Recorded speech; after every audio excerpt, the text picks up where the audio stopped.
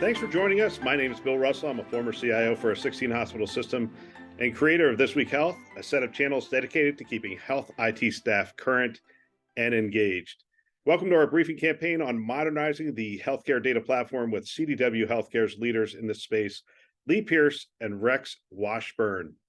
Today is episode 2, the key to architecting a high-speed, highly effective, modern data platform in healthcare.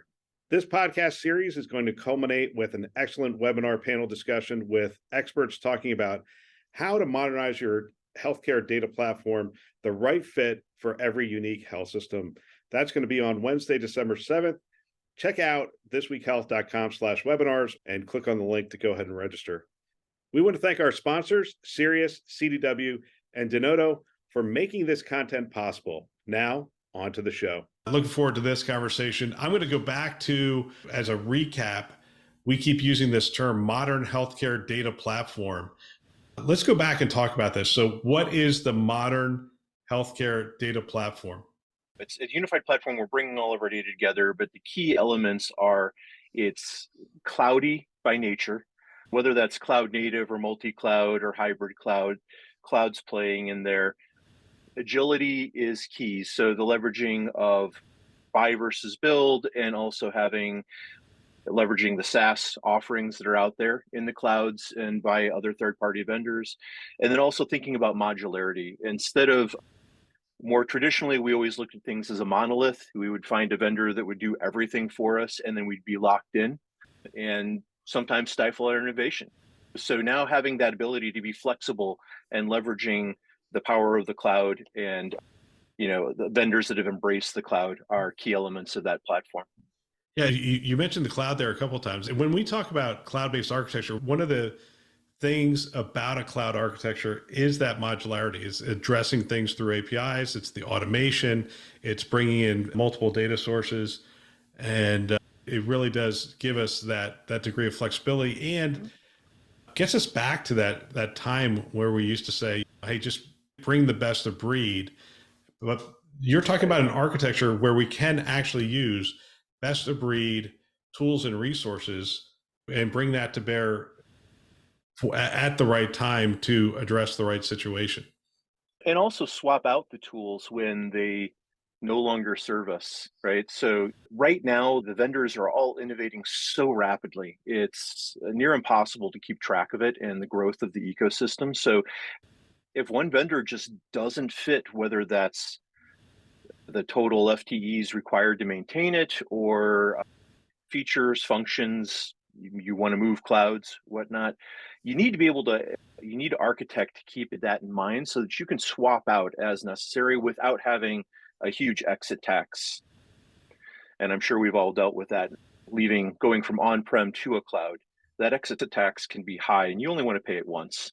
I love that concept, exit tax. Rex, you don't look like you have enough gray hair, but I'm going to ask you to go back, because you have a lot of experience in other industries helping them with modernizing their data platform. Talk about some of the things that have to happen in order, or that you've seen happen in other industries in order to make this a reality. I think the first hurdle is always embracing the cloud. Just a couple of years ago, that was still a discussion. Now it's disappearing more and more because we're all embracing third-party products out there that are just sort of almost business DNA, right? From CRMs and things like that. Once you move to that, it's really a people change, really thinking about, with some of the platforms out there, the high performance processing platforms across all three clouds and some third-party vendors, basically, I don't need an army of DBAs to maintain them. I mean, with many of these platforms, 2 or 3 people can manage and secure the platform quite easily. Some of the other things that have to happen is taking the step forward to change the way we think about how we bring data together, embracing things like data fabric, virtualization, realizing that we're not doing the traditional ETL of row by row, trying to knit it all together perfectly. Our goal is get the data in the cloud, put it together in a way that we need to deliver a data product towards a specific outcome, and then iterate from there. We don't have to have the perfect Kimball Inman-esque data ecosystem built out to be able to start driving value through the quadruple aim. I think one thing that I always look at when I look at healthcare is also leveraging some of the ways we look at how data is consumed. My favorite is looking at like grocery stores, the retail industry. We build data platforms to fuel that mobile experience. So when you walk into a store, I'm greeted, I get feedback, I'm able to provide feedback to the store. My movement through the store might be noted and custom ads or custom direction pointed out on my mobile device, or a nice monitor that displays my name saying, hey, here's the latest sale, you like this. Those are all things we can bring to bear inside of healthcare. And I think Lee and I've talked quite a bit about how to leverage that as part of modern healthcare, patient room next kind of situations. Lee, I know you have some ideas around this as well, how we can improve, bring that experience to the patient and the clinician. Yeah, absolutely. The application of all of the principles and best practices around a modern data platform are so critical today to be applied to healthcare. We have to get better at leveraging the data that is available and be thinking about even other data sets that are not being leveraged today to be able to truly improve care, lower costs, and make it better for the patient and clinicians. Just one example of that, I was just this morning with the executive medical director at the University of Utah,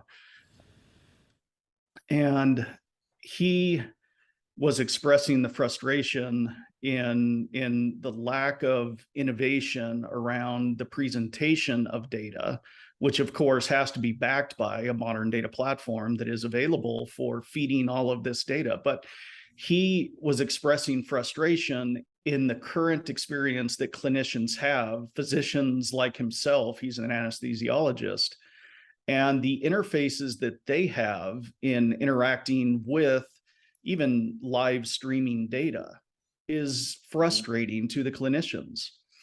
And there is so much more that we can do to present in a meaningful visual way data and information for the clinician that truly makes their job better, makes their job easier, which of course results in then better care and hopefully also lower costs.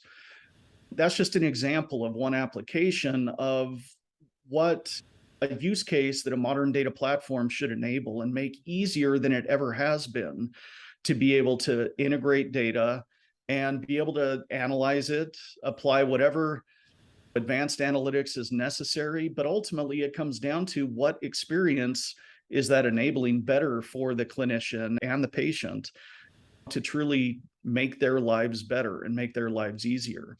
That's that last mile, I think, that we need to figure out. Learning from other industries, applying these practices of modern data platform, more critical than ever that we get this right.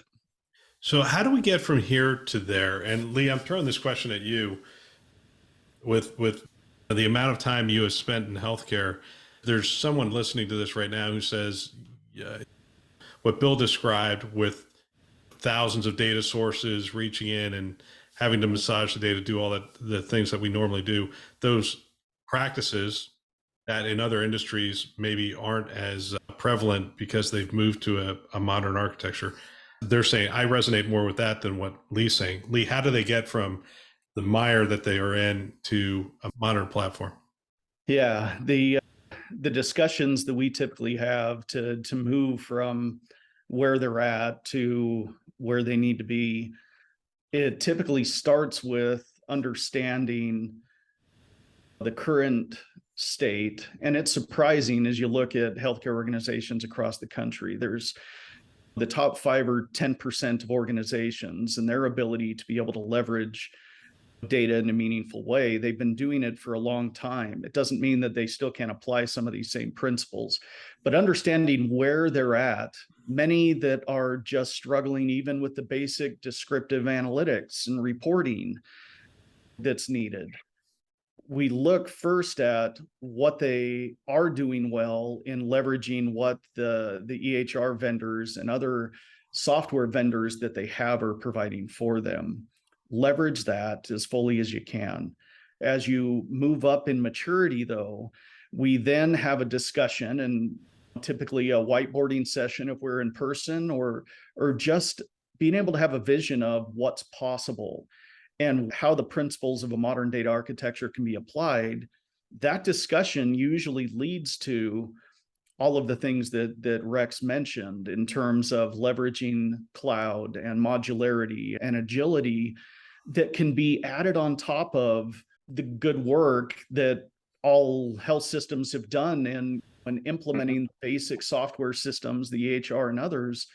It's all about augmenting. And so painting the vision for what's possible, having a discussion with either a health system that's been down this path and has taken appropriate steps, or your vendor partners like ourselves that are passionate about these topics, and being able to just understand how the application of a modern data architecture and platform can make a difference in their organization. That's really the first step, because it lays the path for what's possible, and then we can talk about the steps to be taken to get there. Awesome. All right. I want to thank you guys for this discussion. We have 3 more of these coming up, and I'm looking forward to continuing the conversation. Thank you, Bill. Thank you. Appreciate it. What a great discussion. I want to thank our sponsors for today, Sirius, CDW, and Denodo, for investing in our mission to develop the next generation of health leaders.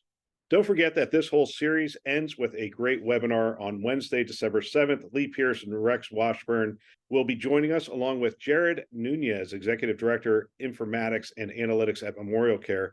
We're going to take this discussion one step further by including you and your questions. So go ahead and register at thisweekhealth.com.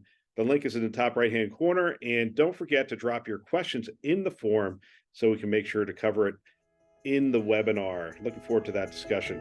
Thanks for listening. That's all for now.